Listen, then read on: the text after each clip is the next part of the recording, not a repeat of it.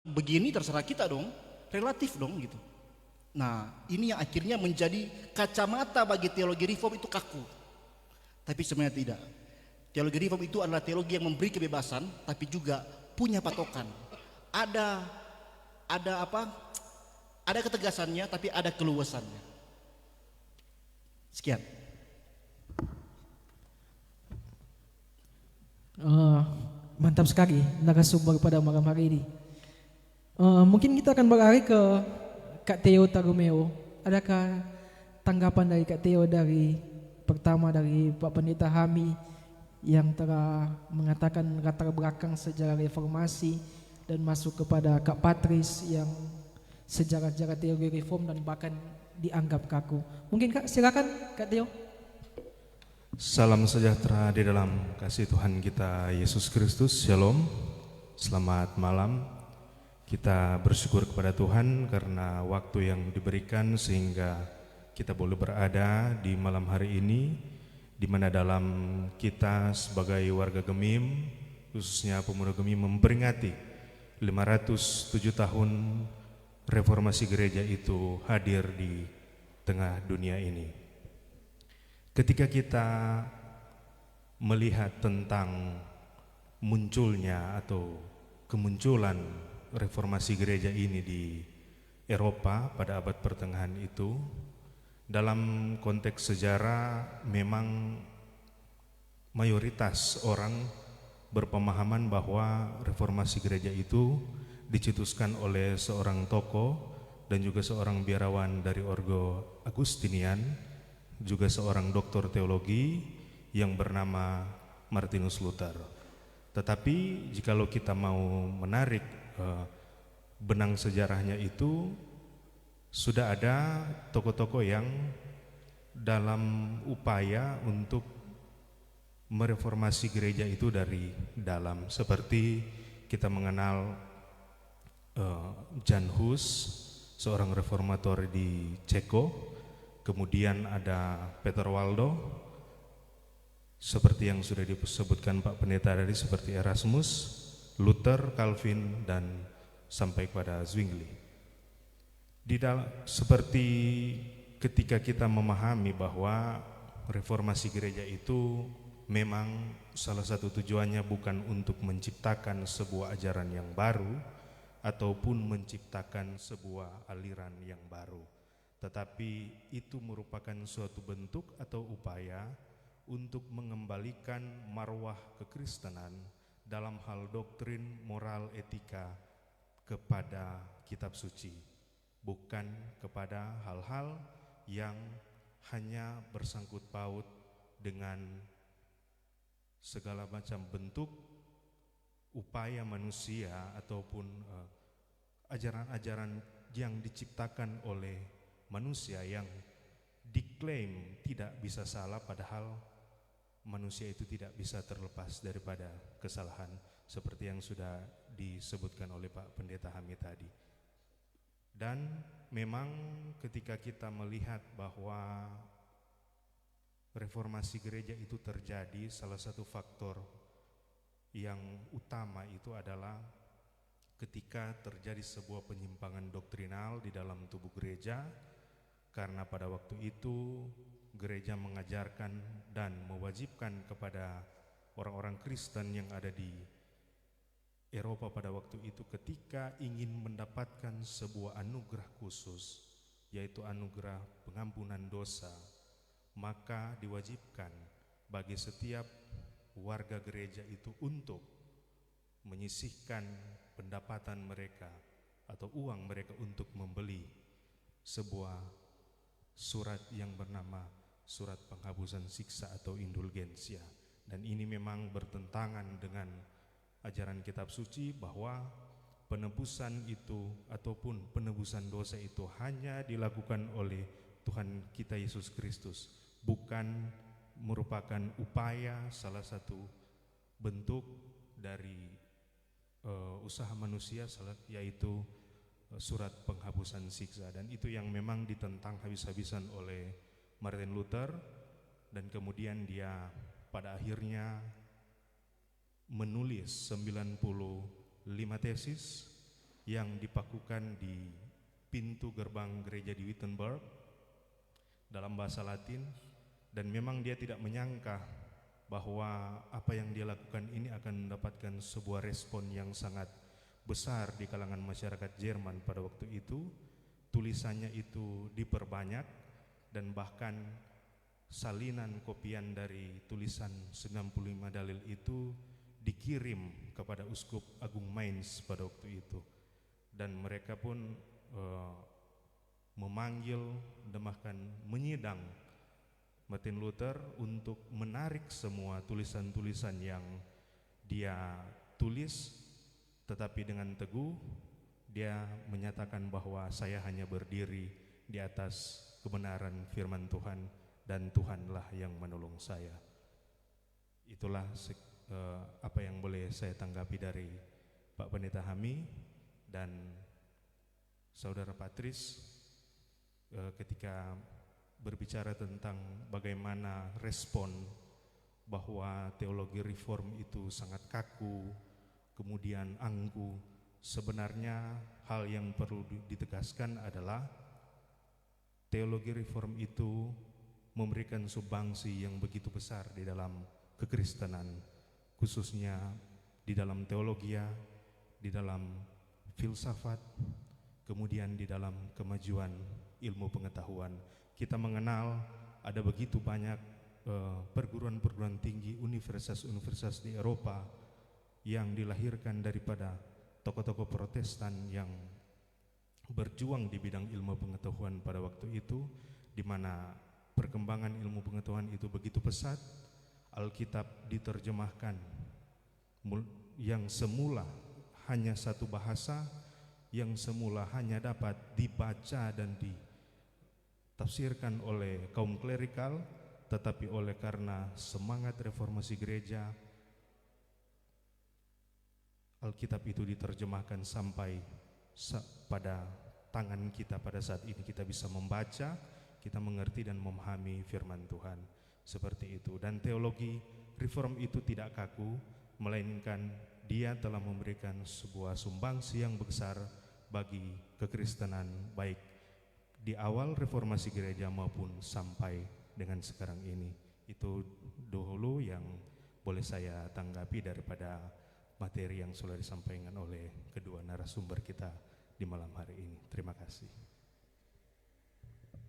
Ya, terima kasih Kak Tio. Kita semakin diperlengkapi dengan banyak peristiwa-peristiwa sejarah yang bahkan menyangkut dengan reformasi. Ternyata tokoh-tokoh reformasi yang kita kenal itu bukan hanya Luther yang secara umum kita kenal, yang mengakukan 9 prima dalil di depan gereja Wittenberg. Ternyata banyak tokoh-tokoh yang lain yang berpartisipasi dalam peristiwa reformasi. Nah, kita akan lanjut. Pak Pendeta Hami, kita akan masuk lebih dalam tentang teologi reform, yaitu tentang doktrin predestinasi. Banyak orang mengatakan di luar sana seakan-akan reform atau ajaran-ajaran yang menyangkut Calvinisme ini tidak adil, atau mengatakan Allah itu hanya adil kepada setiap manusia karena ada yang diselamatkan, ada yang tidak diselamatkan.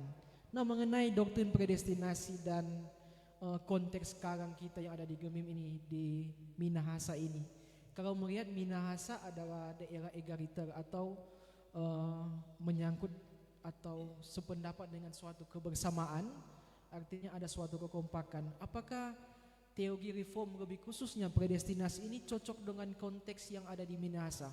Bagaimana menurut Pak Pendeta Hami?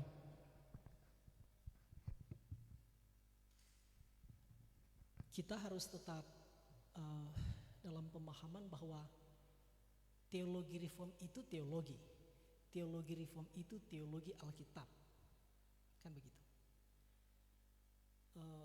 Dan teologi reform itu sebenarnya selalu relevan dengan segala keadaan, termasuk yang disinggung tadi dalam konteks budaya Minahasa. Justru, atau dalam bahasa lain saya ingin katakan begini, teologi itu sebenarnya selalu relevan dengan semua konteks budaya. Tapi justru pertanyaan kita adalah, apakah semua budaya itu cocok dengan teologi, dengan Alkitab misalnya. Nah, itu justru penting untuk dipikirkan. Kemudian tentang tadi disinggung tentang istilah predestinasi.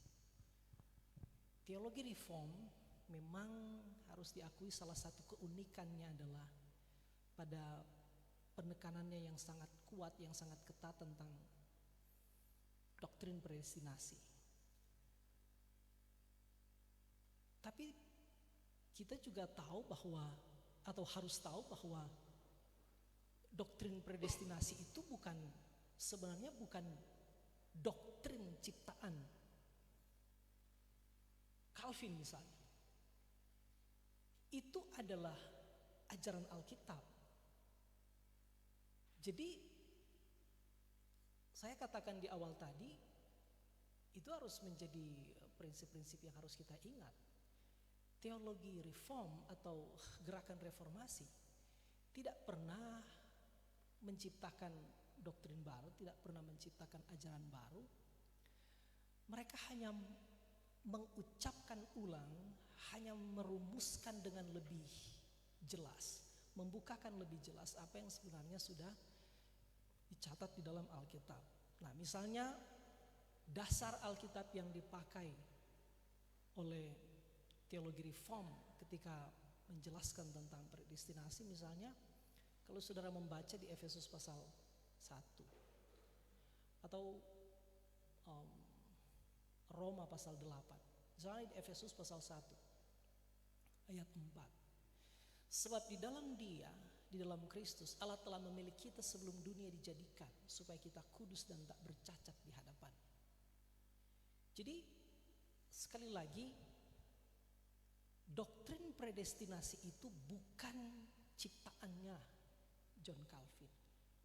Dia hanya mengucapkan dengan bahasa lain bahwa memang Allah berdaulat dari kekal sampai kekal atas segala sesuatu, termasuk dalam hal penentuan siapa yang diselamatkan dan siapa yang tidak diselamatkan.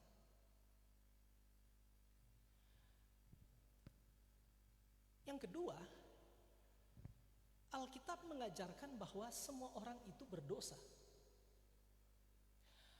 Allah tidak punya kewajiban untuk menyelamatkan manusia.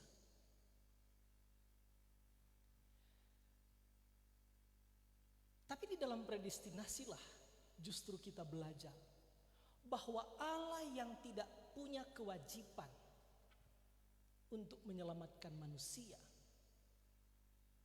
kita justru melihat di dalam doktrin predestinasi, justru yang kita lihat apa? Kasih karunia. Lebih mudah dan lebih adil jika Allah menghukum kita karena keberdosaan kita. Allah tidak punya kewajiban untuk menyelamatkan kita. Tapi justru dalam doktrin predestinasi kita melihat bahwa Allah yang adil itu seharusnya, saya katakan tadi, lebih mudah dan lebih adil jika Allah menghukum kita. Kita tidak punya hak untuk diselamatkan. Lebih layak, lebih cocok jika Allah menghukum kita karena keberdosaan kita. Satu kali lagi, justru di dalam mempelajari doktrin predestinasi kita melihat Allah yang adil itu adalah Allah yang adil itu sekaligus Allah yang penuh kasih, sehingga Dia berkasih karunia memilih sebagian orang untuk diselamatkan. Nah, ini cara pandang saya. Sehingga predestinasi justru satu, kita dibawa pada pikiran atau ketundukan pada kedaulatan Allah. Allah berdaulat atas segala sesuatu dari kekal sampai kekal, termasuk kalau kita percaya bahwa Allah berdaulat atas segala sesuatu, maka kita juga harus bersedia menerima kedaulatannya untuk menentukan siapa yang diselamatkan dan siapa yang tidak diselamatkan. Meskipun saya katakan tadi, Allah tidak punya kewajiban untuk memilih kita. Allah tidak punya kewajiban untuk menyelamatkan kita. Enggak. Tapi justru kita melihat, satu kali lagi dari tadi saya ulang-ulang, kita justru melihat kemurahan hati Allah di dalam doktrin predestinasi. Dia Allah yang adil sekaligus Allah yang penuh kasih. Dia bersedia memilih sebagian orang untuk diselamatkan. Memang kita tidak bisa mengerti seluruhnya tentang istilah kedaulatan Allah. Memilih sebagian orang dan menolak sebagian orang. Jadi itu tanggapan saya tentang termasuk sangkaan-sangkaan orang bahwa predestinasi ini justru memperlihatkan ketidakadilan Allah. Justru kalau orang mau minta Allah adil, tidak ada tuh mau selamat orang. Kalau Allah mau jalankan tuh keadilan, tidak ada tuh mau selamat. Kan dia sudah tetapkan, Allah yang adil harusnya akan menghukum dosa. Kalau dia mengampuni orang berdosa, justru dia tidak adil. Tapi justru dalam predestinasi kita melihat dua hal. Kedaulatannya yang mutlak. Dia tidak perlu mempertanggungjawabkan kepada manusia. Dia tidak perlu meminta tanggapan manusia atas keputusannya yang berangkat dari kedaulatannya untuk memilih sebagian orang dan menolak sebagian orang. Itu tanggapan kami para pembelajar teologi reform. Lalu tentang teologi reform apakah tetap relevan di dalam budaya masyarakat yang egaliter termasuk Minahasa? Sangat relevan. Misalnya, teologi reform itu salah satu yang sangat ditekankan adalah memandang martabat manusia sebagai imago Dei. Memandang manusia, semua manusia, laki-laki, perempuan, punya martabat yang sama sebagai imago Dei, gambar Allah. Ini relevan dengan cara berpikir masyarakat yang egaliter, yang tidak seolah-olah memberikan penghargaan kepada seseorang karena dia punya status sosial, karena dia punya latar belakang apapun. Masyarakat egaliter menuntut penghargaan yang sama terhadap semua orang, laki-laki, perempuan, apapun statusnya, apapun latar belakangnya, apapun pekerjaannya. Jadi sebenarnya teologi reform ini tetap relevan. Yang kedua, ketika teologi reform menekankan tentang panggilan, di dalam teologi reform tidak pernah menganggap satu pekerjaan lebih suci dari pekerjaan yang lain. Maka ini sebenarnya sekali lagi relevan dengan masyarakat egaliter yang tidak suka dengan sistem kasta. Itu baru 2 contoh, banyak contoh. Yang ketiga, misalnya teologi reform sangat menekankan tentang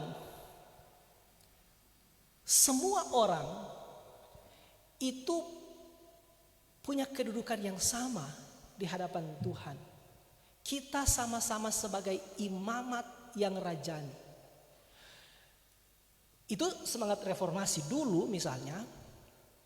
Ya abad-abad pertengahan salah satu yang tadi sudah disinggung-singgung memicu reformasi adalah misalnya yang punya akses terhadap firman Tuhan hanya kelompok elit gereja. Tapi muncul orang-orang yang misalnya seperti John Wycliffe atau Wycliffe. Dia disebut sebagai bintang fajar reformasi. Dialah yang mendorong supaya Alkitab itu diterjemahkan misalnya ke dalam bahasa Inggris. Lalu Erasmus yang juga mengkritik gereja karena termasuk membatasi akses terhadap firman Tuhan. Maka diupayakan supaya Alkitab diterjemahkan ke dalam bahasa rakyat sehingga semua orang bisa mengakses firman Tuhan.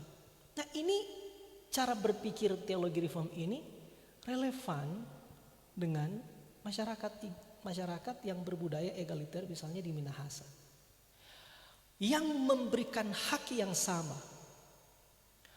kepada semua orang, laki-laki, perempuan, apapun status sosialnya, apapun kedudukannya.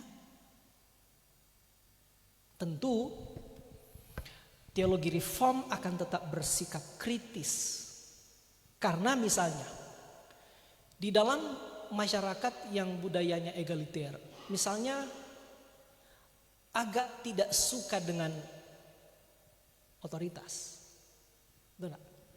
Karena memberikan ruang sama, memberi akses yang sama, memberikan martabat yang sama, memberikan kedudukan yang sama, sehingga kemudian kadang-kadang ada yang harus kita kritisi di dalam masyarakat egaliter, yaitu agak tidak suka dengan otoritas.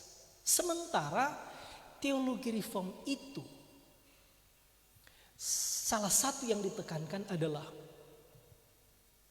sangat menekankan otoritas Alkitab sebagai satu-satunya yang berotoritas terhadap doktrin dan moral. Tentu teologi reform tidak kaku dengan menjadikan Alkitab sebagai satu-satunya otoritas. Teologi reform menghargai ada otoritas pemerintah, ada otoritas orang tua, ada otoritas gereja, ada otoritas pemimpin gereja. Tapi teologi reform memandang otoritas pemerintah, otoritas orang tua, otoritas pemimpin gereja, otoritas guru, otoritas yang lain bisa salah, bisa keliru, bisa meleset. Tapi firman Tuhan, Alkitab sebagai firman Tuhan adalah satu-satunya yang otoritasnya tidak pernah salah, tidak pernah gagal, tidak pernah meleset. Nah, karena itu saya katakan tadi, teologi reform itu tetap relevan dalam banyak hal dengan masyarakat yang berbudaya egaliter, tapi tetap bersikap kritis terhadap budaya egaliter itu. Salah satu contoh saya katakan tadi, ketika di dalam masyarakat egaliter yang tidak suka ada pihak tertentu yang punya otoritas lebih tinggi dari yang lain. Sementara kita misalnya tetap mengakui ada otoritas tertinggi yang kepadanya semua harus tunduk, harus taat, yaitu firman Tuhan. Yang kedua, bersamaan dengan itu, dari tadi saya tekankan adalah penekanan teologi reform terhadap kedaulatan mutlak dari Allah. Nah, sementara masyarakat egaliter itu masyarakat yang di mana saja, bukan hanya Minahasa, agak tidak suka dengan istilah otoritas itu kan. Jadi saya satu kali lagi saya katakan bahwa teologi reform tetap relevan, tapi dia akan tetap bersikap kritis. Saya kira itu yang boleh saya sampaikan sebagai tanggapan atas pertanyaan tadi. Ya, terima kasih Pak Pendeta. Artinya dalam ajaran-ajaran teologi reform, lebih khususnya tentang keselamatan itu bukan dilihat dari seberapa layaknya manusia untuk menerima keselamatan itu, tetapi murni karena kasih karunia daripada Allah. Itu mungkin yang harus kita pahami bersama. Nah, kita akan lanjut kepada Penatua Giri. Mungkin ada tanggapan karena dari sisi pelayanan sebagai Penatua Pemuda mengenai teologi reform ini. Silakan Penatua Giri. Oke, terima kasih untuk kesempatan. Shalom, damai di hati. Mungkin di sini saya mencoba memposisikan diri untuk mewakili teman-teman pemuda Gemim termasuk saya sendiri sebagai pemuda Gemim di dalamnya, tentang apa yang kita bahas di malam hari ini. Nah, di sini saya cuma ingin menjelaskan apa yang saya tangkap dari apa yang sudah dibahas tadi. Pertama ini, reformasi ini terjadi adalah sebagai sejarah yang besar dari sebuah gereja. Nah, kemudian orang-orang yang mencetuskan reformasi ini menuangkan segala pikiran mereka, tafsiran mereka tentang firman Tuhan, sehingga apa yang mereka tuangkan itu menjadi satu ajaran yang orang sebut sekarang sebagai teologi reform. Jadi itu mungkin yang saya bisa tangkap. Pertama, ini satu sejarah, kemudian ini beralih menjadi satu pandangan teologi yang sekarang kita percaya bahwa pandangan ini yang paling mendekati firman Tuhan kalau sesuai dengan apa yang dibahas tadi. Nah, mungkin yang menjadi pertanyaan saya sebagai pemuda Gemim, apa sebenarnya karakteristik dari teologi reform ini? Karena kita tahu bahwa di zaman sekarang pengajaran tentang teologi begitu banyak dan kita bingung ini teologi reform yang mana, apakah ini termasuk teologi reform atau ini tidak, dan begitu banyak denominasi gereja, bahkan gereja Gemim yang sebenarnya adalah gereja reform. Mungkin kita sebagai penatua pemuda dan teman-teman penatua yang lain mungkin tidak tahu kalau Gemim ini adalah gereja reform seperti itu. Nah, ini mungkin jadi hal yang perlu untuk dipertanyakan. Sebenarnya karakteristik teologi reform, selain yang pertama tadi yang diulang-ulang bahwa ini yang paling mendekati firman Tuhan, yang berdasarkan firman Tuhan seperti itu.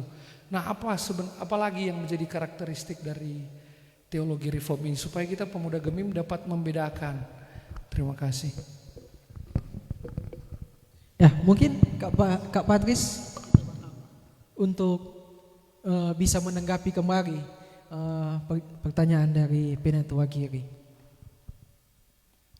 Karakteristik dari teologi reform yang sebenarnya paling utama atau yang paling signifikan adalah bagaimana teologi ini membawa tadi Alkitab menjadi otoritas paling utama dalam iman Kristen.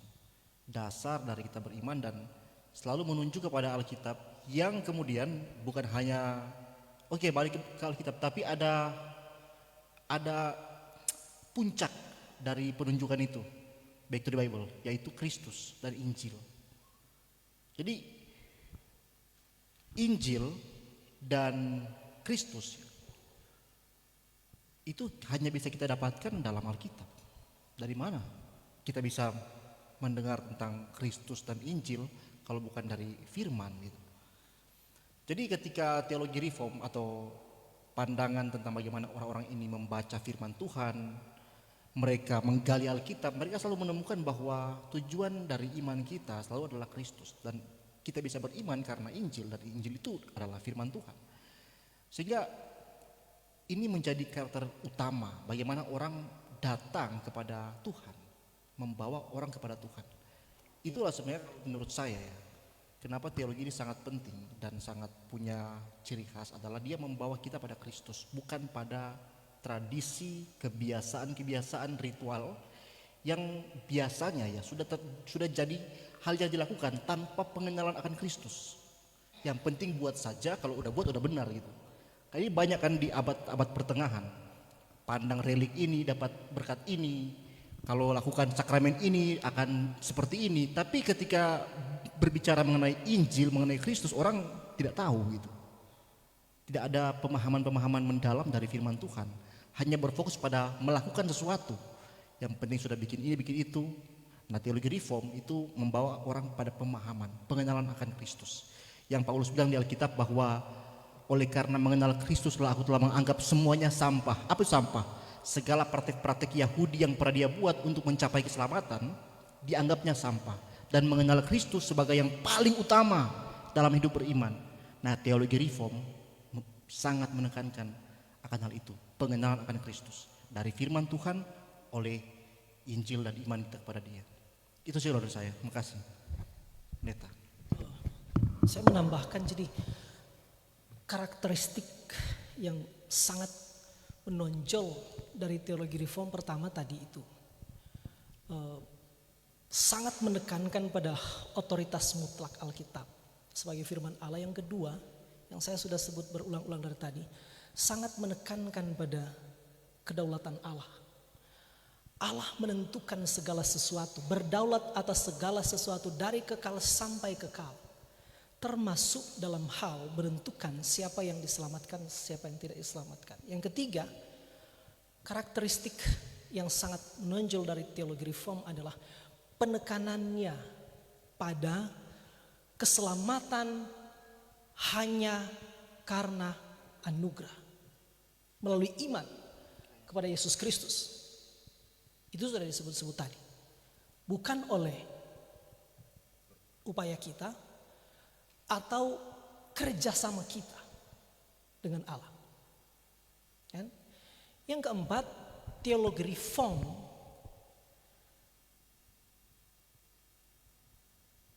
sangat menekankan tentang yang disebut tadi prinsip soli Deo Gloria. Itu memberikan pengertian yang penting karena tadi dikatakan keselamatan karena anugerah saja melalui iman kepada Yesus Kristus saja. Jadi di luar Kristus tidak mungkin ada keselamatan. Kita tidak punya andil apapun terhadap keselamatan. Keselamatan bukan usaha kita, juga bukan hasil kerjasama. Dan orang kemudian tanya, jadi apakah kemudian perbuatan baik itu tidak penting? Nah, justru teologi reform memberi tanggapan dengan salah satu sola, yaitu soli Deo Gloria. Melakukan segala sesuatu, motivasinya semata-mata untuk kemuliaan Tuhan. Bukan untuk mengumpul jasa, bukan untuk memperoleh keselamatan, bukan untuk menambahkan pada jasa Kristus di atas kayu salib. Jadi itu antara lain. Selain itu sebenarnya juga ada yang satu yang kadang orang lupakan adalah yang menjadi karakteristik dari teologi reform adalah sangat mementingkan kekudusan. Sangat mementingkan kekudusan di dalam semua aspek kehidupan, dalam semua bidang kerja. Itu antara lain yang boleh ditambahkan. Saya masih banyak, tapi itu yang menonjol dari apa yang ditanya tadi, yang menjadi karakteristik utama dari teologi reform. Ya, bagaimana Kak Benatua Giri dari penjelasan dua narasumber, apakah pas ini tentang menjawab tentang pemuda Gemim, pertanyaan-pertanyaan dari pemuda Gemim?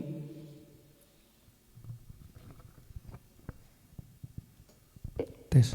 Oke, menurut saya pribadi cukup jelas apa yang menjadi karakteristik dari teologi reform, tetapi memang itu juga yang akan membuat kami pemuda Gemim lebih membatasi diri dengan ajaran yang saya dapatkan tadi, bahwa memang sebagai pemuda ketika mengenal teologi reform ternyata memang harus ditekankan apa yang kita lakukan itu untuk kemuliaan Tuhan, karena kita sudah mendapatkan keselamatan, bukan berpatok kepada diri kita sendiri. Harus kita yang menjadi inti dari kehidupan ini, tetapi yang menjadi sentral dari kehidupan yaitu Tuhan.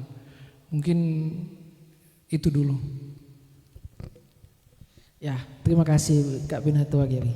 Nah, mungkin kita akan lanjut teman-teman ke Pak Pendeta Hami.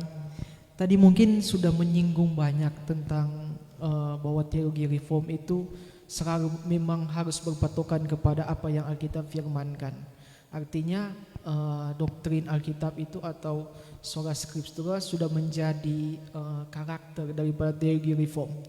Nah ini Pak, ada suatu, kalau mungkin saya bisa uraikan, ada suatu mantan presiden dari Uni Soviet, namanya itu Mikhail Gorbachev.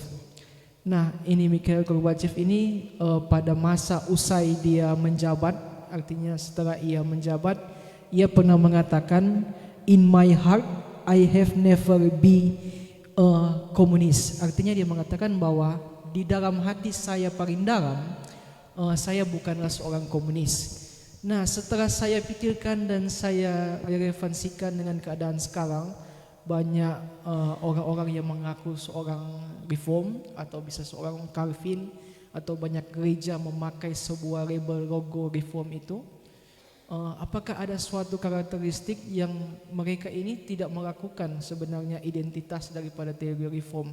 Apakah ada suatu kemungkinan di dalam hati mereka mengatakan bahwa in my heart I have never been a reform, karena karakteristik daripada teologi reform ini sudah tidak ada dalam diri orang-orang yang sudah mengaku reform ini. Bagaimana menurut Pak Pendeta Hami? Saya sebenarnya tidak mau berandai-andai, tidak mau.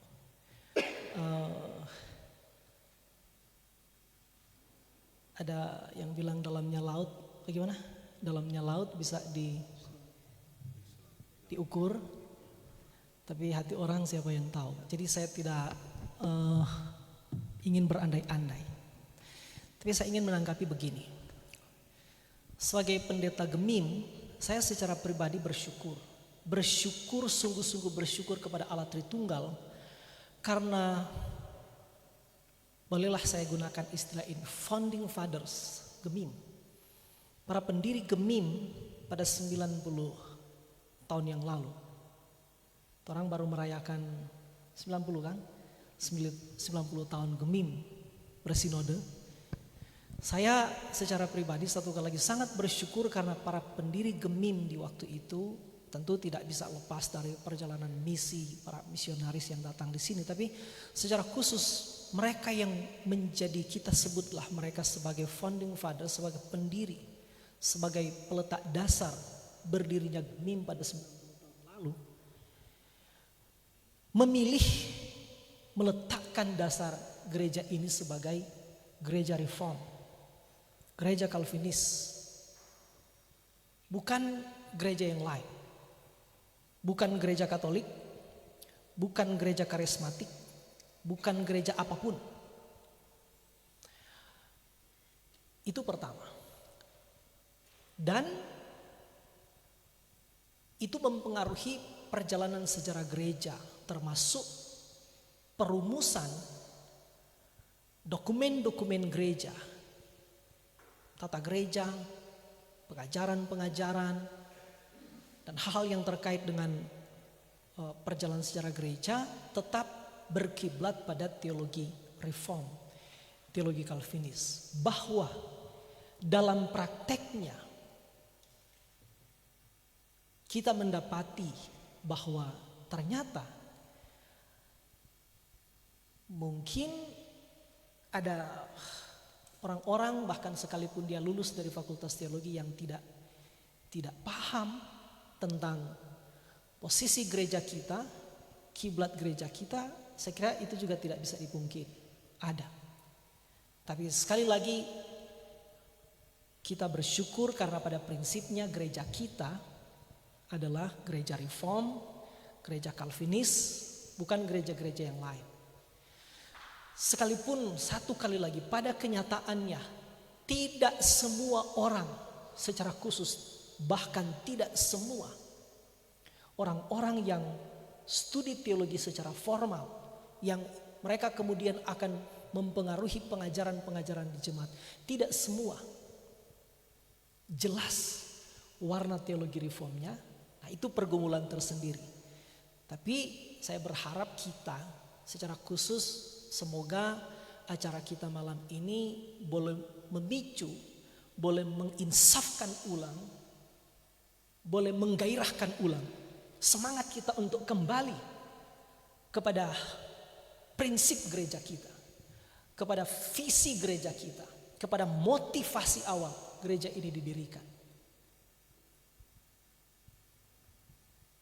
Jadi sekali lagi saya katakan, saya tidak bisa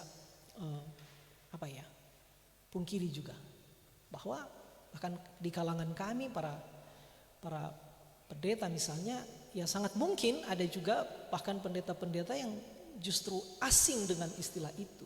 Jangankan menghidupi, memperjuangkan, bahkan istilah teologi reform itu saja seolah-olah istilah asing.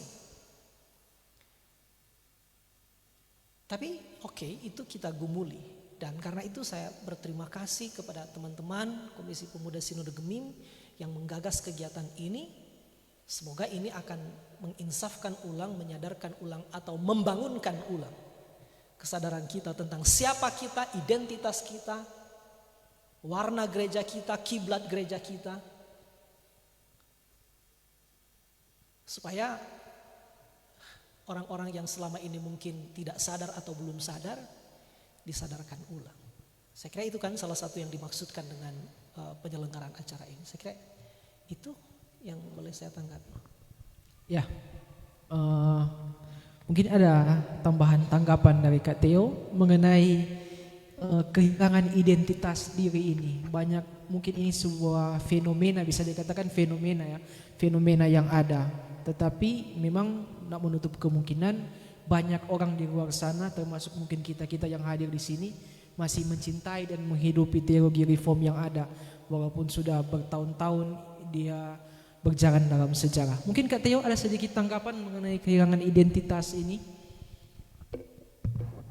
Ketika kita berbicara tentang teologi reform itu dalam konteks keminahasaan, itu tidak akan pernah lepas daripada sejarah Gereja Masih Injili di Minahasa, di mana yang sudah sempat disebutkan Pak Pendeta Hamid tadi, bahwa para pendahulu pendiri Gemim ini memilih Gemim ini untuk menjadi gereja yang menganut teologi reform, bukan menganut paham-paham teologi yang lain seperti Arminian ataupun Pentekostal, Metodis dan aliran-aliran yang lain. Tetapi dari konteks sejarahnya memang ketika Gemim ini dimekarkan menjadi sebuah gereja yang mandiri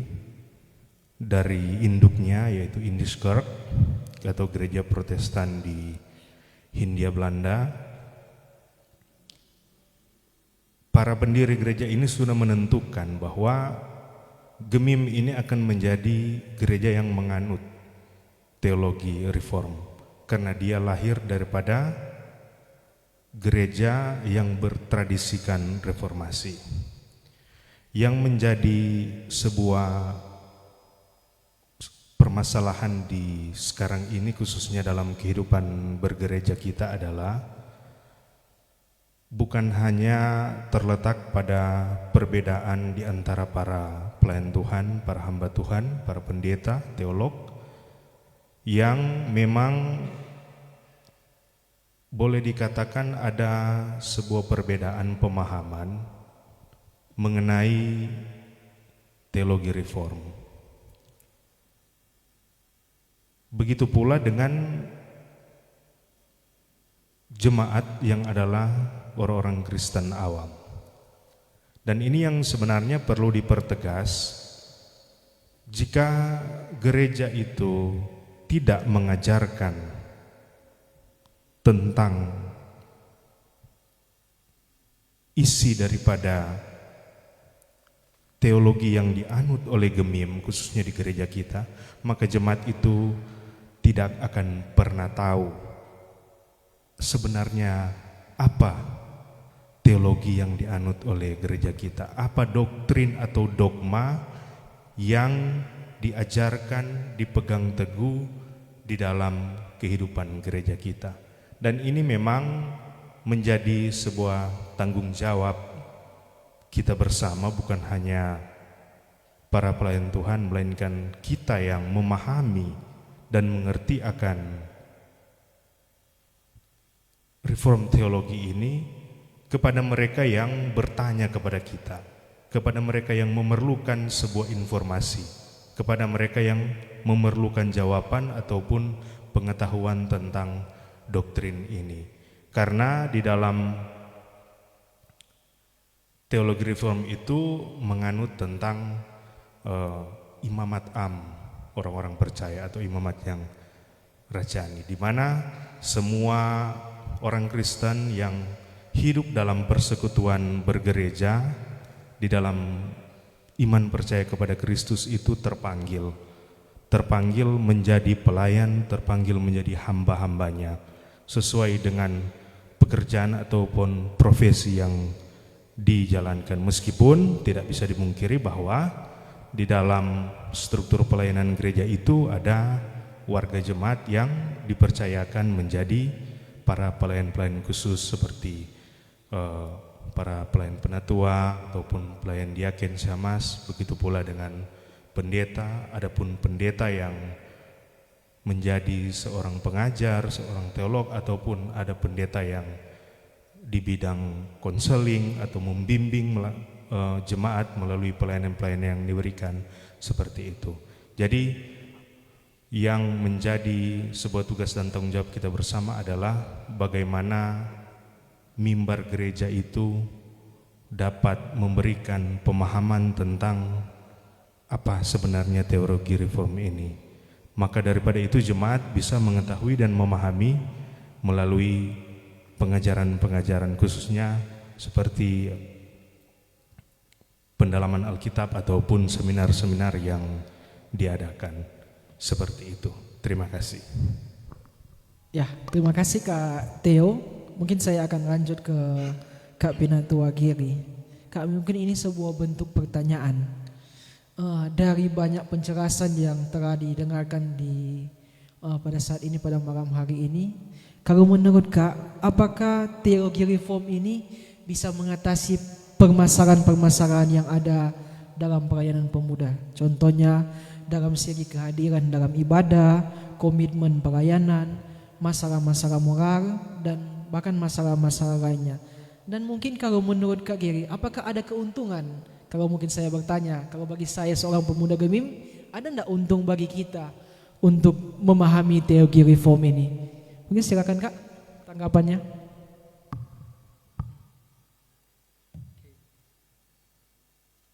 Oke, mungkin kalau mau dicerna dari apa yang sudah dibahas tadi, apa sebenarnya yang menjadi manfaat, apalagi apakah teologi reform ini dapat menjawab permasalahan pemuda di jemaat masing-masing. Mungkin yang pertama untuk kehadiran ibadah yang kurang, apakah teologi reform ini berdampak juga untuk permasalahan yang sering kita hadapi di dalam pelayanan pemuda. Nah, kalau mendengar dari apa yang disampaikan tadi, mungkin Bapak Pendeta juga, Fik Patris dan Kak Theo boleh menambahkan. Kalau secara pribadi mungkin itu pertama akan berpengaruh kepada kita para penatua atau pemimpin. Dimana kalau kita tahu bahwa Tuhan berdaulat seperti yang pendeta katakan tadi, maka kita sebenarnya tidak akan terjebak dalam intimidasi keadaan pelayanan yang mungkin dipandang orang buruk. Kita mungkin berusaha melayani dengan baik, tetapi memang pemuda-pemuda butuh dilayani lebih. Tetapi mungkin mereka yang datang ibadah masih sedikit. Nah, sebagai penatua mungkin kita terjebak di dalam intimidasi. Jangan-jangan orang yang tidak terlalu maksimal, mungkin ada hal-hal yang perlu orang perbaiki. Tetapi kalau mendengar tentang teologi reform tadi, bahwa orang punya pengharapan bahwa kedaulatan Tuhan itu nyata. Artinya kita harus boleh mengambil sikap untuk berdoa, percaya bahwa kalau hari ini kita datang beribadah, itu semua karena kedaulatan Tuhan yang memanggil. Maka kedaulatan Tuhan yang sama pasti bisa terjadi kepada teman-teman pemuda yang lain. Mungkin itu pertama yang bisa menolong. Jadi bisa menolong kita secara pribadi, dan juga pasti bisa menolong kepada teman-teman pemuda yang kita selalu doakan untuk datang pemuda. Artinya satu hal yang bisa kita selesaikan di sini, yaitu intimidasi yang terjadi kepada penatua-penatua tentang pelayanan, itu boleh diatasi dengan pemahaman teologi reform tadi. Kemudian kalau kita berbicara tentang kehidupan pemuda Gemim yang banyak pergumulan tentang masalah moral, ya pendeta katakan tadi bahwa kekudusan orang percaya itu begitu ditekankan di teologi reform, di mana Tuhan tidak hanya menyelamatkan kita dari hukuman dosa, tetapi Tuhan memampukan kita untuk menjadi orang-orang yang kudus, yang selalu hidup di dalam anugerah Tuhan. Jadi pertolongan Tuhan bukan hanya menyelamatkan orang, tetapi ternyata pertolongan Tuhan memampukan orang untuk menjadi pribadi yang semakin berkenan di hadapan Tuhan. Kalau pertanyaan ini bermanfaat, ya tentu sangat bermanfaat secara pribadi sebagai seorang penatua yang melayani, tentu juga terhadap teman-teman pemuda yang lain. Mungkin bisa ditambahkan oleh Bapak Pendeta dan Vikaris atau Kak Theo. Terima kasih.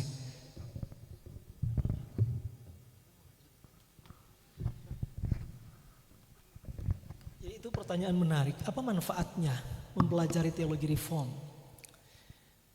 Selain dua hal yang disebutkan tadi, saya waktu merenung-renungkan selama sekian lama mempelajari ini, satu, selain yang tadi saya tambah. Pertama,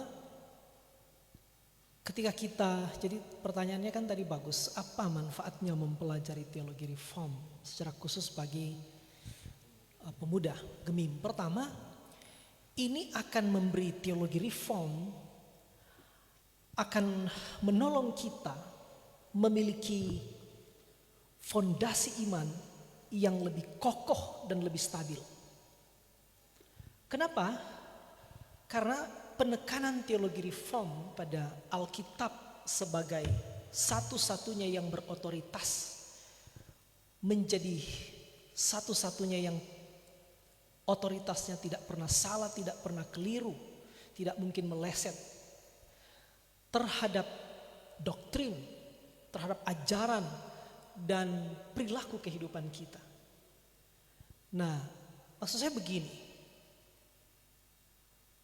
Bandingkan dengan sistem atau aliran teologi yang lain yang tidak menjadikan Alkitab sebagai satu-satunya sumber pengajaran. Pengajaran-pengajaran bisa berdasarkan pikiran manusia, bisa berdasarkan tradisi, atau bahkan bisa berdasarkan atau bisa berangkat dari pengalaman-pengalaman pribadi para pemimpin gereja. Yang bisa salah, bisa keliru. Ketika misalnya di gereja-gereja karismatik, dengan gampangnya para pemimpin gereja bilang, tadi malam Tuhan berbicara kepada aku dan itu yang saya akan katakan kepadamu hari ini. Sementara teologi reform mengatakan, kita tidak anti terhadap pengalaman spiritual pribadi. Tapi kita bersikap kritis dengan menjadikan Alkitab sebagai penguji. Ini benar enggak? Maka itu yang saya katakan tadi. Justru orang-orang yang mempelajari teologi reform, manfaatnya adalah fondasi imannya lebih kokoh, lebih stabil. Yang kedua, saya percaya orang-orang yang mempelajari teologi reform akan lebih rendah hati. Dari mana ini dalil ini? Kalau kita terus memikirkan, merenungkan secara khusus tentang penekanan teologi reform tentang keselamatan itu anugerah. Kita adalah orang-orang berdosa yang sebenarnya layak untuk dihukum, layak untuk dibinasakan. Tapi kita bersyukur kepada Allah karena berkenan, berkasih karunia, bermurah hati, memilih, menetapkan kita, menebus, memberikan hak istimewa untuk menjadi ahli waris kerajaan Allah. Memberikan jaminan hidup yang kekal karena kasih karunia. Kalau kita terus memikirkan ini, apa yang akan kita banggakan? Apa yang kita sombongkan ketika kita sadar semuanya adalah anugerah. Semuanya adalah kasih karunia. Makin kita memikirkan kasih karunia, makin dalam kita merenungkan tentang kasih karunia, makin dalam kita memikirkan tentang perbuatan-perbuatan ajaib Kristus yang menyelamatkan kita. Harusnya membuat kita makin rendah hati. Yang ketiga, saya ingin mempertajam apa yang dikatakan tadi. Ketika teologi reform sangat menekankan tentang kedaulatan Allah terhadap segala sesuatu, maka ini akan membuat iman kita lebih lebih stabil, tidak gampang putus asa, tidak gampang menyerah, tidak gampang kecewa. Misalnya, ketika kita menghadapi pergumulan, ketika kita menghadapi penderitaan, orang-orang yang telah mempelajari teologi reform sadar atau akan sadar bahwa tidak ada peristiwa yang terjadi dalam hidupnya sekalipun itu penderitaan yang lepas dari kendali Tuhan. Dan kita percaya bahwa sebagaimana Rasul Paulus mengatakan, Allah turut bekerja dalam segala sesuatu untuk mendatangkan kebaikan bagi kita. Bahkan penderitaan sekalipun bisa diizinkan Tuhan terjadi dalam hidup kita. Ini beda dengan ajaran-ajaran di sistem teologi yang lain yang misalnya sangat mengagung-agungkan teologi kemakmuran. Asal engkau beriman, engkau pasti sukses. Asal engkau percaya Yesus, sakitmu pasti sembuh. Asal engkau beriman, doamu pasti dijawab. Bagaimana kalau tidak sukses? Bagaimana kalau tidak sembuh? Bagaimana kalau mengalami penderitaan? Oh, itu pasti tanda kurang iman. Nah, itu ajaran yang sangat berbahaya. Tapi orang-orang yang telah mempelajari teologi reform, dia tidak akan gampang kecewa. Dia tidak akan gampang putus asa. Dia justru akan lebih stabil, akan tetap percaya bahwa Tuhan berdaulat, termasuk terhadap peristiwa-peristiwa yang sekalipun itu nampaknya tidak enak dalam hidupnya. Tapi orang-orang yang tidak mempelajari teologi reform tentu tidak bisa digeneralisir. Tapi maksud saya sekali lagi mengatakan, salah satu keuntungan atau manfaat mempelajari teologi reform adalah akan membuat iman kita lebih stabil. Yang berikut, salah satu yang jangan lupa bahwa John Calvin itu sangat menekankan tentang etika kerja. Dan ini harus menjadi, bukan harus, ini telah menjadi salah satu penekanan yang sangat kuat di dalam teologi reform.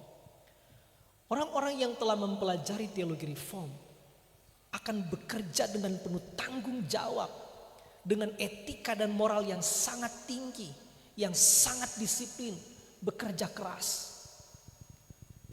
Itu akibat dari mempelajari teologi reform. Yang berikut adalah saya pembahasan ulang dari apa yang sudah katakan tadi. Ini akan membereskan motivasi kita dalam melakukan apapun.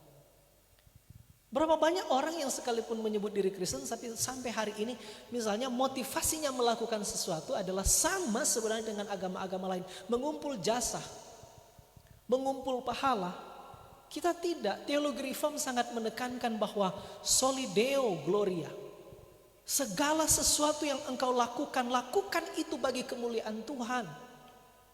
Maka kalau orang berpikir seperti itu, tidak mungkin misalnya dalam dunia kerja, di dalam pelayanan, dia tidak mungkin curang, dia tidak mungkin korupsi, dia tidak mungkin menyeleweng.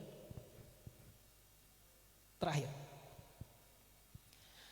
saya yakin orang-orang yang telah mempelajari teologi reform akan selalu melimpah dengan sukacita secara khusus.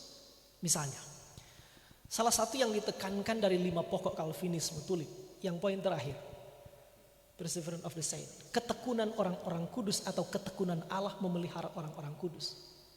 Salah satu yang ditekankan di situ apa? Teman-teman tahu? Salah satu yang ditekankan di poin P itu adalah keselamatan itu tidak mungkin hilang. Tidak mungkin. Keselamatan itu pasti. Yes, karena istilah-istilah yang digunakan saja, misalnya waktu Yesus menggunakan istilah itu di Yohanes pasal 10 kan, ayat 28. Dan aku memberikan hidup yang kekal kepada mereka dan mereka pasti tidak akan binasa sampai selama-lamanya. Coba perhatikan tuh kalimat-kalimat di situ. Aku memberikan hidup yang kekal kepada mereka dan mereka pasti tidak akan binasa sampai selama-lamanya. Istilah yang digunakan hidup kekal, Yesus tidak bilang kalau engkau percaya kepadaku, aku akan berikan hidup yang bahagia. Aku akan berikan hidup yang baik. Aku akan berikan hidup yang makmur. Yang Yesus bilang apa? Aku memberikan hidup yang kekal. Hidup kekal itu hidup kekal. Kalau keselamatan boleh hilang, bukan hidup kekal DP nama. Betul? Kalau keselamatan itu boleh batal, bukan hidup kekal. Apa tidak cukup hidup kekal? Sebenarnya kata kekal sudah cukup untuk memberi jaminan keselamatan itu tidak hilang karena menggunakan istilah hidup kekal. Belum lagi penekanan, dan aku memberikan hidup yang kekal kepada mereka dan mereka pasti tidak binasa. Sama sebenarnya, tidak binasa sama dengan hidup kekal. Hidup kekal artinya tidak binasa. Sampai kapan? Sampai selama-lamanya. Lalu Yesus bilang apa? Dan seorang pun tidak akan merebut mereka dari tanganku.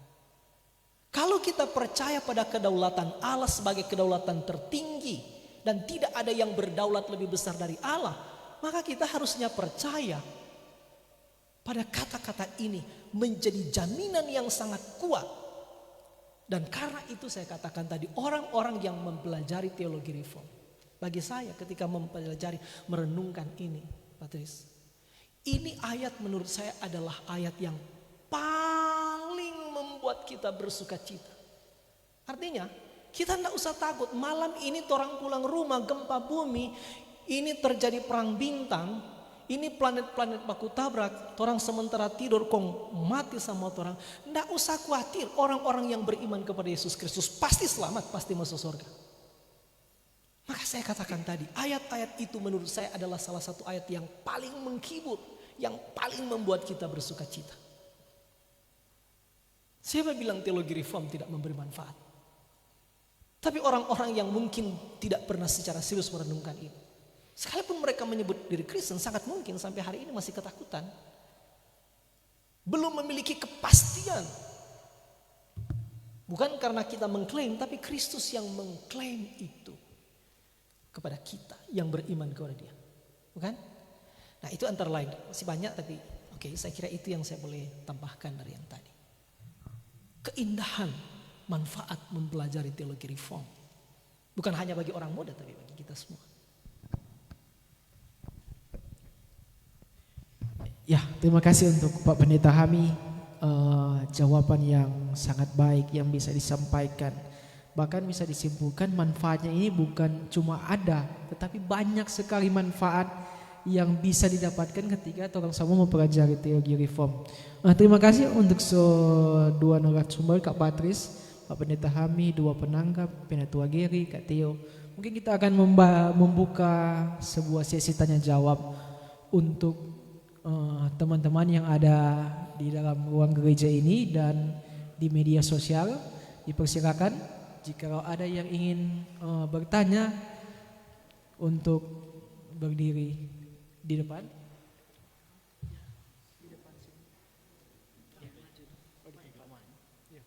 Kalau ada yang ingin bertanya silakan untuk berdiri di depan dan memberikan pertanyaan seputar materi kita pada malam hari ini.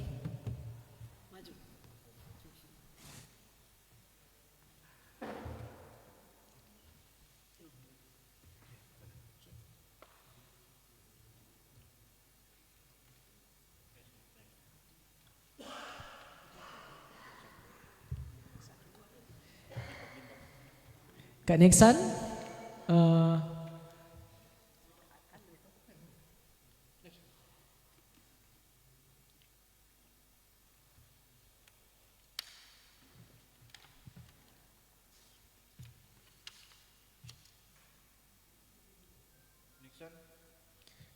ya sambil menunggu juga teman-teman yang dalam sosial media, silakan Kak depan.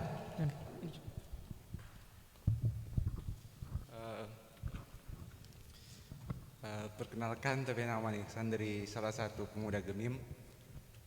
Tahu mau bertanya Pak Neta, kan ini Martin Luther pada DP statement tuh dia sempat menyebut ini salah satu kitab, ya tahu yang kitab Yakobus ini sebagai satu kitab yang cenderung remeh dong.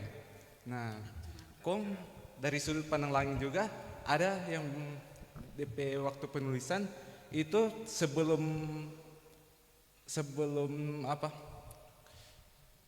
konsili yang pertama yang di Yerusalem di kisah 15 ya atau kisah 5. Nah itu apakah kemungkinan ini Yakobus memang dia hidup DP teologi agak berbeda dengan Rasul Paulus atau maksudnya dia belum berkembang dan dia masih masih apa di teologi yang hukum Taurat, atau sama dengan Paulus sebenarnya, cuma orang yang salah tafsir sampai itu BP intinya kayak apa ini Martin Luther udah sampai bilang begitu. Bagaimana pendeta tanggapan? Apakah orang sebagai pemuda Gemim ada di posisi yang sama dengan Martin Luther, atau orang punya tafsiran sendiri tentang ini kitab Yakobus? Makasih. Ya, terima kasih Kak Nexan. Pertanyaan yang menarik. Silakan langsung karena tujuan langsung ke Pak Pendeta. Silakan Pak Pendeta. Ini tanggapan pribadi. Nanti mungkin bisa beda nanti. Pak Tris juga boleh kasih jawaban. Saya juga sampai hari ini belum menemukan jawaban atas itu secara lebih teoritis, lebih akademis. Tapi saya punya tanggapan pribadi begini. Pertama, kita percaya bahwa seluruh Alkitab dari Kejadian sampai Wahyu itu diilhamkan Allah. Oke. Tidak mungkin salah. Tidak mungkin gagal. Tentu kita percaya bahwa istilah Alkitab tidak pernah salah itu. Ini teologi reform punya penekanan. Istilah Alkitab tidak pernah salah. Itu hanya berlaku bagi autografa, naskah asli, kan? Tapi bukan berarti salinan-salinannya juga keliru. Memang bisa terjadi karena kemampuan bahasa-bahasa di dunia ini menerjemahkan atau menafsirkan atau menangkap makna dari bahasa asli, bahasa Ibrani, bahasa Yunani, bahasa Aram itu sangat terbatas. Bisa saja terjadi perbedaan-perbedaan makna. Tapi sudah diujikan, kumpul semua Alkitab di seluruh dunia. Kalau ada satu saja yang aneh, itu pasti akan dianggap sesat. Secara prinsipil, secara secara teknis mungkin ada perbedaan-perbedaan, tapi secara prinsipil, secara teologi, secara doktrinal sama, kecuali Alkitabnya Saksi Yehova. Oke. Kalau itu memang tegas, teologi reform bilang ini ajaran sesat. Sebenarnya mereka bukan Kristen, kan? Lalu saya katakan tadi bahwa kita percaya semua kitab dalam Alkitab itu diilhamkan Allah, tidak salah, tidak keliru, tidak mungkin gagal. Dan tidak ada satu bagian yang kontra, yang berkonflik, yang bertentangan dengan bagian yang lain. Masing-masing kitab ini memiliki keunikan. Nah, tentang seolah-olah memang nampak ada perbedaan antara teologi di dalam surat-surat Paulus dan surat Yakobus. Seolah-olah, tapi bagi saya tidak. Hanya terjadi penekanan masing-masing. Misalnya, Rasul Paulus sangat menekankan tentang iman, anugerah, keselamatan karena iman. Kita dibenarkan karena iman, kita diselamatkan karena anugerah, bukan karena perbuatan-perbuatan baik kita. Perbuatan baik kita tidak punya andil sedikit pun di dalam keselamatan. Karena bahkan Rasul Paulus ketika menuliskan misalnya Roma pasal 3 ayat 10 dan seterusnya, bahkan dia bilang di dunia ini tidak ada orang baik, tidak ada orang benar, tidak ada orang saleh, tidak ada orang mencari Allah, tidak ada orang bijaksana, tidak ada orang berhikmat, tidak ada orang benar, tidak ada orang yang berbuat baik. Semua orang sudah berdosa, semua orang sudah kehilangan kemuliaan Allah. Nah, karena tidak ada orang berbuat baik, mana mungkin kita bisa terima konsep keselamatan karena perbuatan baik? Aneh kan? Satu kali lagi, Paulus menekankan, karena di dunia ini tidak ada orang yang berbuat baik, mana mungkin kita terima konsep keselamatan karena perbuatan baik. Tak mungkin. Jadi Paulus menekankan keselamatan bukan karena perbuatan baik kita.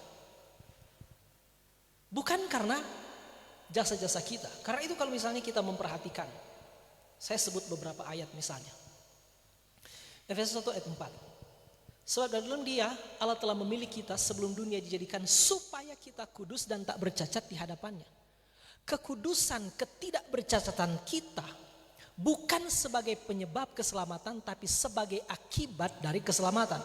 Atau misalnya ayat-ayat yang populer, Efesus 2 ayat 8, 9, 10. Sebab karena kasih karunia kamu diselamatkan oleh iman, itu bukan hasil usahamu tapi pemberian Allah, itu bukan hasil pekerjaanmu, jangan ada orang yang memegahkan diri.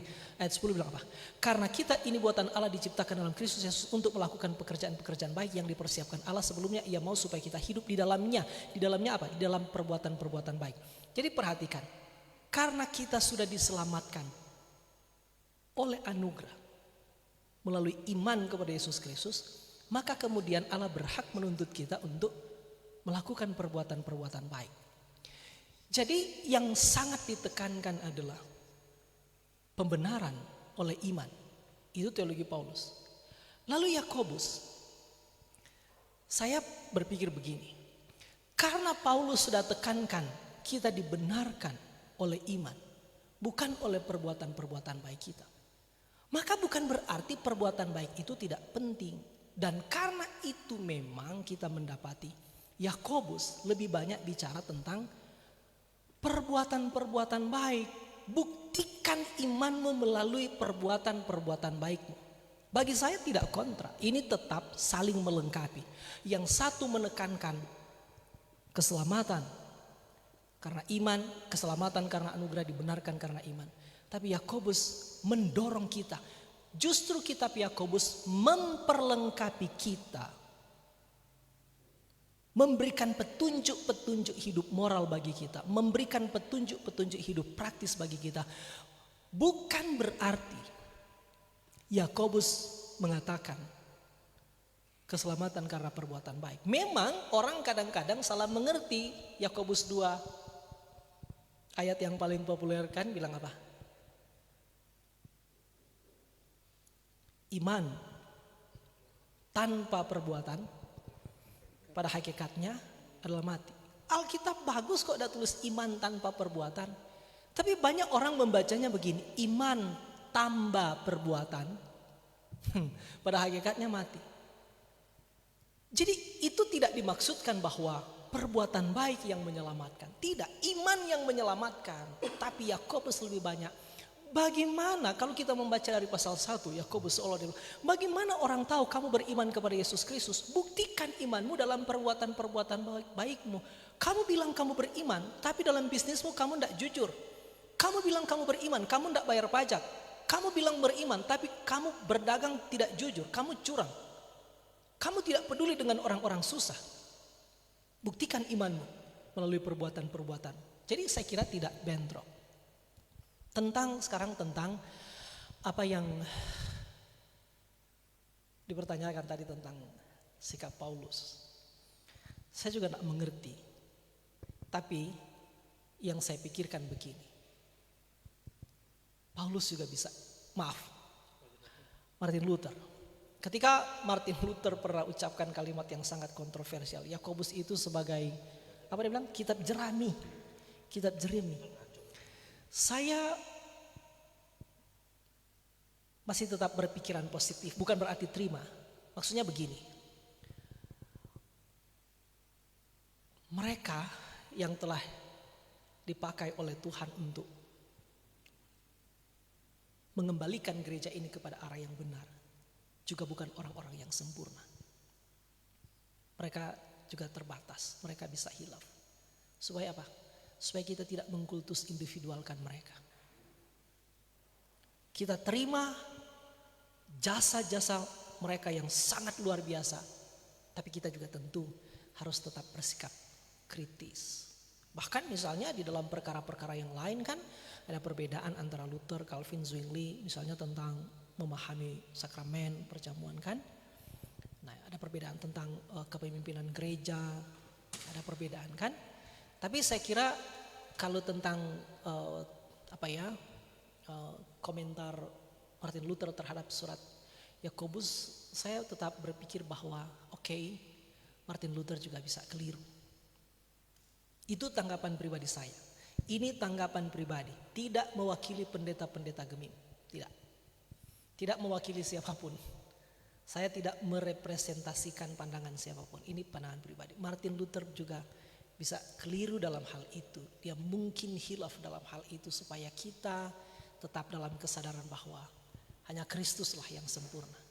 Dia bisa salah, kita tidak boleh mengkultus individualkan mereka. Karena memang bukan mereka yang menjadi inti dari gerakan reformasi, tapi Kristus. Kan? Saya itu tanggapan sangat personal, tanggapan pribadi, dan mungkin teman Pak Tris boleh memberikan informasi-informasi yang sangat mungkin saya tidak tahu. Bagaimana pandangan teologi reform tentang ini? Saya juga belum sempat cari tahu tentang ini. Ya, terima kasih Pak Pendeta. Bagaimana Kak Nixon? Ya, sudah puas dengan jawaban. Nah, kita akan lanjut untuk teman-teman yang ada di sosial media. Ada masuk sini 3 pertanyaan, mungkin bisa dijawab secara langsung oleh Kak Patris. Pertanyaan pertama dari Demetrius Resa Adare. Apa manfaat kita belajar teologi reform?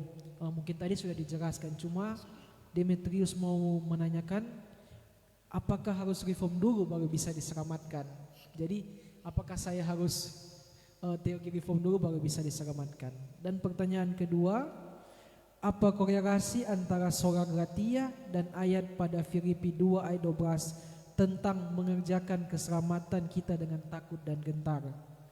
Dan pertanyaan kedua tadi dari Hervi Pereng, dan pertanyaan ketiga dari Andrew Fradus Sarante. Pertanyaan terkait doktrin predestinasi, banyak timbul pernyataan seperti ini: jika ada manusia yang selamat dan ada yang tidak selamat, alangkah lebih adil jika Allah tidak menciptakan mereka ke dunia ini, agar takdir yang akan mereka terima, yaitu ketidakselamatan itu, tidak berlaku bagi mereka. Nah, silakan Kak Patris. Bebas nanti. Nanti mungkin ada tambahan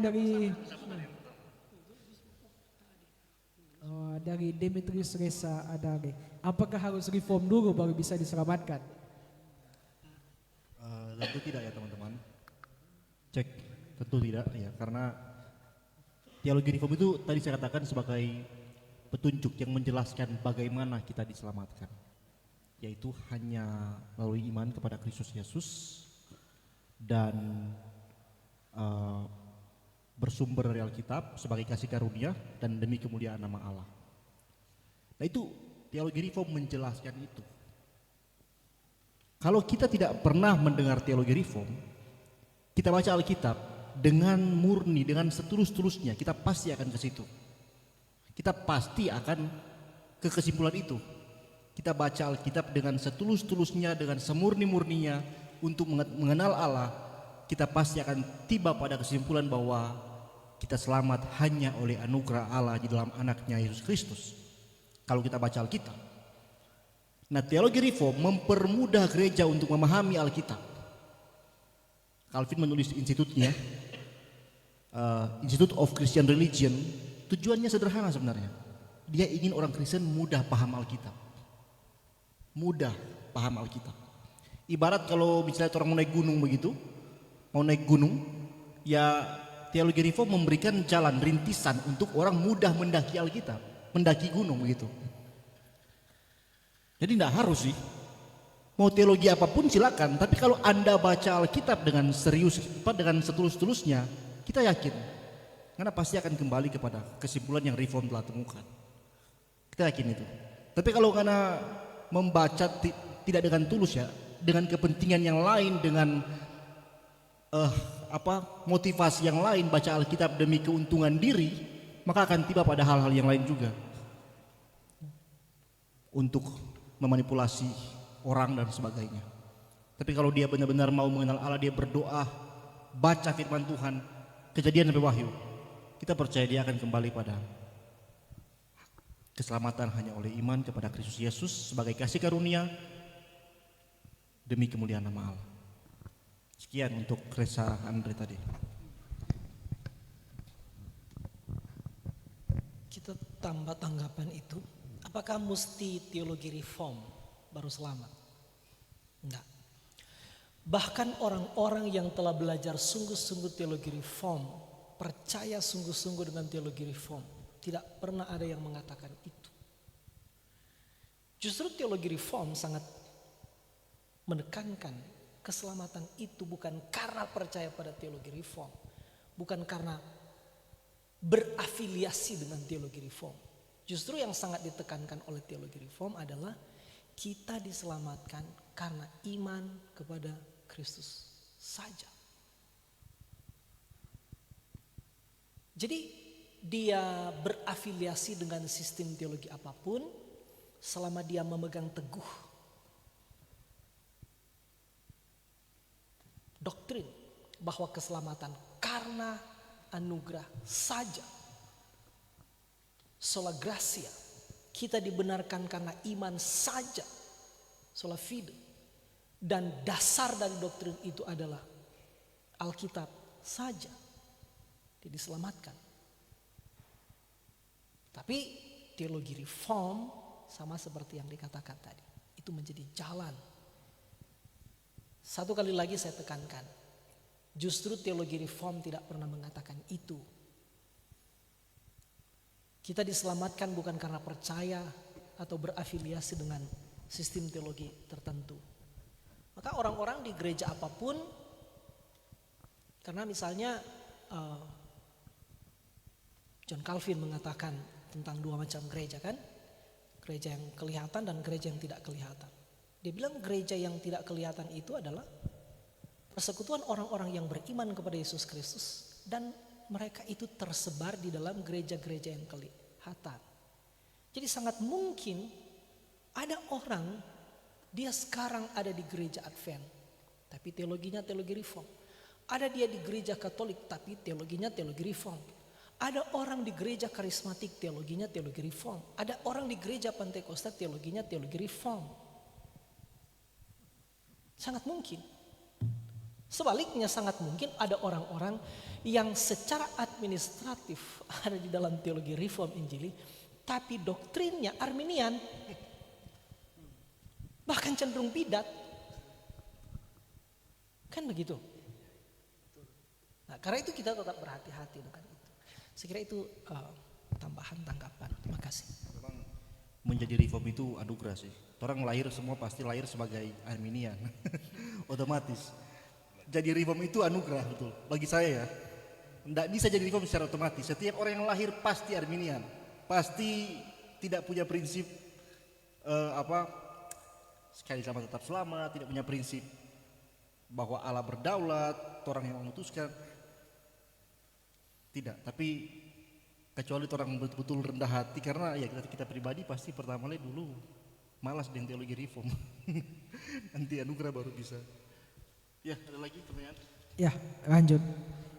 Pertanyaan selanjutnya dari Hervi Pereng ini. Ini mungkin dia bertanya tentang kaitan sola gratia dan Filipi 2 ayat 12 yang dalam teks Filipi 2 ayat 12 secara mengatakan, hai saudara-saudaraku yang kekasih, kamu senantiasa taat, karena itu tetaplah kerjakan keselamatanmu dengan takut dan gentar. Jadi Hervi bertanya, kalau sola gratia berarti hanya karena anugerah, bagaimana dengan ayat Filipi 2 ayat 12 ini yang secara langsung mengatakan bahwa ada keselamatan yang harus dikerjakan. Please, boleh Kak Theo atau Patris? Ya silakan. Yang pertama di sini keselamatan dia sudah dapat dulu, berarti keselamatan dia sudah dapat, baru dia dapat suruh bekerja. Berarti dia dapat keselamatan karena apa di sini? Karena anugerah. Cuma setelah dia mendapat anugerah, dia ini boleh diam. Anugerah akan mendorong dia untuk bekerja. Baca ayat 13, karena Allah lah yang mengerjakan. Jadi di dalam pekerjaan seseorang yang menerima anugerah, Allah juga bekerja. Dan dalam konsep pemahaman Alkitab, manusia yang berdosa itu ibarat orang mati. orang kalau so mati teman-teman, bisa apa? Kalau orang pingsan, dia masih bisa kasih siram air, dia bangkit. Pingsan. Maka kalau so mati bisa apa? Dia mau potong mutilasi pada dia, sudah mau respon dia. Nah, orang berdosa itu ibarat orang mati secara rohani. Tidak ada dari dirinya sendiri bisa membuat dia berespon kepada Tuhan kecuali Tuhan bangkitkan rohaninya. Jadi orang yang menjadi percaya pada Kristus pasti karena anugerah, bukan karena kemampuan dia percaya, tapi karena anugerah. Dan itu oleh Injil dan pasti dalam firman Tuhan dan mengarah pada Kristus. Jadi di sini jelas kenapa dia punya keselamatan, baru disuruh kerja. Dan kenapa dia bisa kerja? Karena apa? Allah lah yang mengerjakan di dalam dia sehingga dia bekerja. Jadi tidak ada kontradiksi antara sola gratia dengan Filipi 2 ayat 12. Sekian. Terima kasih Kak Patris. Nah, pertanyaan selanjutnya, pertanyaan ketiga ini yang tentang Andrew Frado Sarante tentang doktrin predestinasi. Lebih lanjut dia katakan begini, kalau seandainya jika ada manusia yang selamat dan ada yang tidak selamat, alangkah lebih adil jika Allah ini tidak menciptakan manusia. Artinya ketika ada orang yang sebentar tidak diselamatkan atau telah dipredestinasikan tidak selamat, tidak menikmati anugerah, orang ini tidak akan menerima kesengsaraan jikalau ya seandainya Tuhan tidak menciptakan manusia. Bagaimana menurut pandangan Pak Pendeta tentang pertanyaan ini? Sekali lagi saya dari tadi berulang-ulang mengatakan bahwa salah satu yang sangat ditekankan oleh teologi reform adalah kedaulatan Allah. Kalau kita dengan jujur, dengan rendah hati menerima doktrin tentang kedaulatan Allah, maka kita juga harus bersedia menerima konsekuensinya adalah Allah tidak mungkin salah. Allah tidak pernah salah. Tak mungkin salah. Allah tidak mungkin tidak adil. Itu pertama. Yang kedua, saya katakan tadi di awal bahwa sebenarnya teologi reform sangat menyadari bahwa Allah tidak punya kewajiban untuk memilih, untuk menyelamatkan kita. Sehingga kalau kemudian oleh kebijaksanaannya dari kekekalan dia telah memilih, menetapkan siapa yang diselamatkan, siapa yang ditolak. Dia juga tidak punya kewajiban untuk mempertanggungjawabkan keputusannya kepada kita. Siapa kita? Sehingga saya katakan di awal tadi, sebenarnya lebih mudah dan lebih adil jika Allah menghukum semua kita karena kita berdosa. Justru kalau kita meminta Allah mesti adil, tidak ada tuh mau dipilih, tidak ada tuh mau selamat. Kalau orang meminta Tuhan mau adil, orang tidak mau selamat semua. Justru Allah menjalankan hak prerogatifnya. Yang lain mendapatkan keadilan, yang lain mendapatkan belas kasih. Tapi apakah kita akan mengatakan Allah tidak adil? Tidak mungkin. Itu Paulus bilang kan. Apakah kita akan mengatakan Allah tidak adil? Tidak. Allah itu adil. Bahwa kita tidak mampu menjangkau seluruh hikmat Allah dalam menentukan keputusan-keputusannya. Kita bisa terima itu. Tapi sekali lagi saya katakan, kalau kita mengatakan Allah kok tidak adil, mengapa yang lain dipilih, yang lain tidak? Kalau mereka tidak dipilih, bukankah lebih baik mereka tidak diciptakan? Itu menurutmu, itu menurut pendapatmu. Yang tidak tentu benar, itu menurut pikiranmu yang terbatas, itu menurut pikiranmu yang sudah tercemar, itu menurut pikiranmu yang dicipta. Allah pencipta, Allah tidak terbatas, Allah kudus. Pikiran kita dicipta terbatas, sudah tercemar oleh dosa. Maka sangat wajar kalau kita tidak bisa menangkap seluruh kebijaksanaan Allah terhadap kedaulatannya, keputusan-keputusannya. Karena itu misalnya seorang Bapak Gereja Agustinus bilang apa? Tuhan itu seperti laut dan otak manusia seperti ember. Nggak mungkin ember ini akan menampung seluruh isi lautan. Maka satu kali lagi saya katakan, ketika ada orang yang bilang Allah kok enggak adil, kenapa yang lain dipilih, yang lain tidak dipilih? Bukankah kalau mereka misalnya ditolak jadi kaum reprobat, bukankah lebih baik mereka tidak dicipta? Itu menurutmu, tapi bukan menurut Allah. Maka teologi reform tetap percaya bahwa Allah berdaulat atas segala sesuatu, keputusan-keputusannya tidak pernah salah. Justru kita bersyukur. Justru kita bersyukur. Kita yang tidak layak Dia selamatkan. Kita yang tidak layak untuk memperoleh hidup kekal.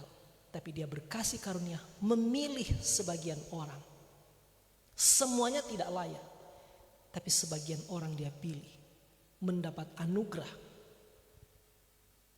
Dipilih, ditebus, diselamatkan, memiliki jaminan hidup yang kekal. Justru satu kali lagi saya katakan tadi, seperti saya katakan di awal, justru ketika kita merenung-renungkan, memikirkan teologi reform secara khusus tentang predestinasi misalnya, kita tidak akan dibawa pada pikiran Allah kok enggak adil. Justru saya secara pribadi akan sampai pada kesadaran, puji Tuhan, saya yang sebenarnya lebih adil jika Allah menghukum saya, tapi saya bersyukur Allah bermurah hati memilih saya. Allah bermurah hati memilih sebagian orang. Saya kira itu tambahan penjelasan. Kalau saya sedikit menambahkan pertanyaan tadi ya, orang yang bertanya tentang kenapa Allah menciptakan begini dan begini atau seolah-olah memberikan nasihat kepada Allah, ya lebih baik tidak usah diciptakan. Ya itu harus minta ampun sama Tuhan, karena seolah-olah dia lebih bijak daripada Tuhan yang mencipta kemudian menentukan, ya kan? Terima kasih. Ya, terima kasih untuk Kak Patus dan Pendeta Hami. Memang kalau dilihat ini, memang teologi reform ini banyak hal yang mesti orang belajar orang. Bahkan tadi di live streaming itu banyak sekali pertanyaan. Cuma kalau memang untuk waktu mau bahas dalam satu hari saja ini tidak cukup. Kalau mau bahas teologi reform dari sejarah sampai DP ajaran, DP tokoh-tokoh ini siapa, apa yang menjadi manfaat bagi orang pemuda Gemim dan sebagainya. Nah, untuk mengakhiri diskusi ini, mungkin ada closing dari Kak Theo dan Kak Gary. Silakan untuk diskusi pada malam hari ini. Saya akan menambahkan bahwa di dalam teologi reform atau Calvinisme itu yang menekankan tentang kedaulatan Allah, bahwa Allah itu bekerja di dalam sejarah kehidupan manusia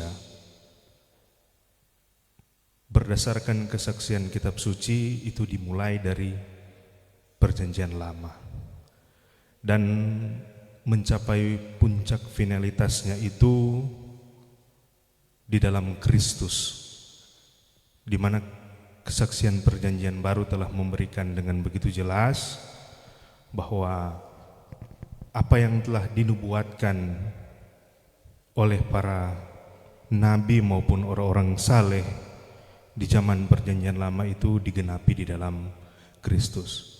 Yang dinubuatkan itu bukan hanya tentang kehadiran Mesias, kehadiran seorang penyelamat, melainkan wujud kasih nyata daripada Allah itu sendiri kepada manusia, yaitu keselamatan yang Dia nyatakan di dalam Kristus Yesus.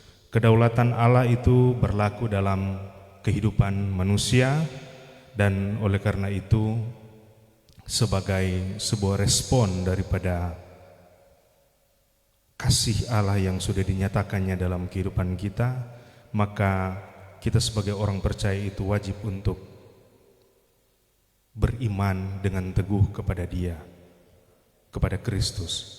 Karena kitab suci yang menjadi dasar pengajaran dan menjadi fondasi daripada iman Kristen bukan hanya teologi reform, melainkan sistem-sistem teologi yang lain sudah memberikan penjelasan yang begitu jelas bahwa kasih karunia itu dinyatakan Allah bagi kita, itu bukan karena usaha ataupun perbuatan baik yang kita lakukan, melainkan oleh karena anugerah yang Dia nyatakan bagi kita. Martin Luther pada waktu dia boleh dikatakan belum menemukan Allah yang sejati, dia memiliki suatu pandangan bahwa Allah itu adalah sosok yang sangat tegas.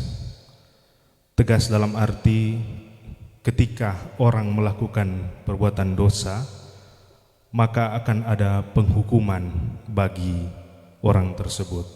Dan inilah yang sempat mengganggu Luther pada waktu itu, bahwa bagaimana, di mana dia dapat menemukan Allah yang begitu dengan pengasihan, yang sangat mengasihi orang, sangat mengasihi manusia yang berdosa. Dan dia temukan ketika dia membaca kitab suci pada waktu dia dari biara kemudian dia diutus ke Wittenberg. Dia menjadi seorang pembelajar sekaligus seorang doktor di bidang Alkitab. Dia menemukan Allah yang begitu mengasihi manusia, sehingga mulai dari pada saat itu dia memahami bahwa Allah yang dia pahami yang lalu itu, dia belum menemukan Allah yang begitu mengasihi manusia. Makanya daripada itu dia melandaskan pengajarannya, pemahamannya itu dengan 5 sola yang sudah disebutkan tadi, bahwa semuanya itu intinya pada anugerah Allah bagi kehidupan kita, khususnya kehidupan kita sebagai orang-orang Kristen dalam ruang lingkup pelayanan Gereja Masih Injil Minahasa. Kita sebagai pemuda Gemim senantiasa kita menyadari dan tentunya kita harus lebih mengembangkan diri kita, mempelajari kembali mengenai sebuah teologi yang begitu berharga yang sudah memberikan sebuah sumbangsi bagi kekristenan mulai dari awal reformasi gereja sampai kepada kita sekarang ini. Terima kasih. Ya, terima kasih Kak Theo. Akan lanjut ke Pinatua Giri, mungkin 2 menit waktu closing kita pada saat ini. Oke, mungkin kesempatan ini kita mau pakai untuk menjawab pertanyaan dari teman. Berbicara tentang kedaulatan Allah, saya ingin bertanya, kalau Tuhan sudah berdaulat, untuk apa kita berdoa? Nah, pertanyaan ini baik, tapi saya ingin menjawab dengan logika yang sederhana. Justru karena Tuhan berdaulat, makanya kita berdoa kepada Tuhan yang berdaulat. Untuk apa kita berdoa kepada Tuhan yang tidak berdaulat? Jadi karena Tuhan berdaulat, justru kita berdoa kepada Dia. Artinya memang teologi reform ini adalah teologi yang konsisten dengan logika. Kita percaya teman-teman Penatua Pemuda banyak yang dianugerahkan kepintaran hikmat dari Tuhan, menjadi orang sama-sama belajar teologi reform. Karena di sini kita akan menemukan bahwa logika kita juga ditebus oleh Tuhan. Terima kasih. Terima kasih Kak Penatua Giri. Kalau mau bilang malam hari ini memang booming. Baru Facebook saja live streaming Pak Pendeta 5,8 ribu. Artinya ada minat dari teman-teman pemuda yang bangkit. Ada rasa kerinduan untuk mengenal ini teologi reform. Nah, ini terlepas katut dari teman-teman semua yang mensupport kegiatan ini, dari Komisi Pelayanan Pemuda Sinode Gemim, para narasumber, Pak Pendeta Hami, Kak Patris, Penatua Giri, Kak Theo, bahkan dari teman-teman jemaat Bait Rahim Kauniran, teman-teman pemuda yang telah memberikan kesempatan. Kalau mau bilang ini semua bukan malam, ini semua bilang selamat pagi semua. Tapi inilah yang saya mau sebut bahwa ini adalah sebuah bentuk pelayanan. Maka bentuk pelayanan yang orang lakukan ini adalah lakukan dengan sukacita, walaupun kalau mau bilang waktu, kalau bilang ini pagi. Nah itu saja. Nanti kalau mungkin ada banyak pertanyaan, Pemuda Gemim tidak akan berhenti pada hari ini, tetapi akan ada hari-hari selanjutnya. Pemuda Gemim akan membuat seminar-seminar, akan membuat podcast-podcast yang akan menjawab rasa penasaran, rasa kerinduan dari apa yang teman-teman pemuda ingin bertanya. Itu saja, kita akan menutup podcast kita pada malam hari ini. Untuk itu, mari kita dalam doa, kita berdoa. Allah Bapa dalam kerajaan sorga, terima kasih banyak Tuhan atas waktu dan kesempatan yang indah yang boleh Engkau berikan. Kami pemuda Gemim boleh melaksanakan podcast mengenai teologi reform dan apa manfaat dari pemuda Gemim mempelajari teologi reform ini. Terima kasih banyak Tuhan, ada banyak pembelajaran yang indah yang boleh kami dapatkan pada malam hari ini. Tuhan memberkati para narasumber, para penanggap, para semua yang terlibat untuk melancarkan podcast Pemuda Gemim pada malam hari ini. Tuhan memberkati, berkati kami semua Tuhan, memberkati Jemaat Gemim Bait Rahim Kauniran Sonder, teman-teman pemuda Bait Rahim Kauniran. Tuhan kiranya memberkati kami semua. Segala aktivitas kami selanjutnya pada hari ini, Tuhan kiranya Tuhan mau jaga, bahkan kami semua yang akan pulang ke rumah kami masing-masing. Jangan kami dijaga di jalan, Tuhan lindungi, dijauhkan dari hal-hal yang jahat. Kiranya kami boleh sampai ke rumah kami, berjumpa dengan keluarga kami semua dengan keadaan selamat dan tidak kekurangan apapun. Ini menjadi doa dan permohonan kami Tuhan. Tuhan memberkati kami semua, memberkati pemuda Gemim, dan tetap terus menjadi sarana pembangunan iman bagi semua orang di luar sana, bagi semua orang percaya. Kami bawa doa ini hanya di dalam nama Tuhan Yesus Kristus kami sudah berdoa. Amin. Baiklah teman-teman, podcast Pemuda Gemim pada malam ini telah selesai. Sampai kita bertemu di lain kesempatan. Tuhan memberkati kita Selamat semua. Hari Reformasi. Selamat malam.